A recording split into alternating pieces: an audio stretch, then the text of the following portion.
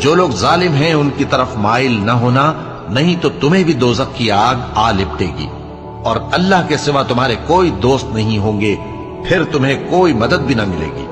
اور دن کے دونوں سروں یعنی صبح اور شام کے اوقات میں اور رات کی چند ساعتوں میں نماز پڑھا کرو، کچھ شک نہیں کہ نیکیاں گناہوں کو دور کر دیتی ہیں۔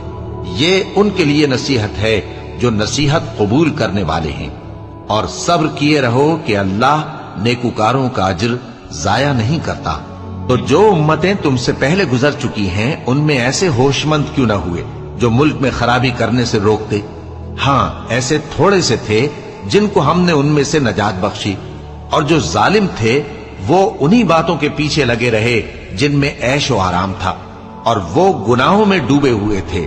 اور تمہارا پروردگار ایسا نہیں ہے کہ بستیوں کو جبکہ وہاں کے باشندے نیکوکار ہوں از راہ ظلم تباہ کر دے۔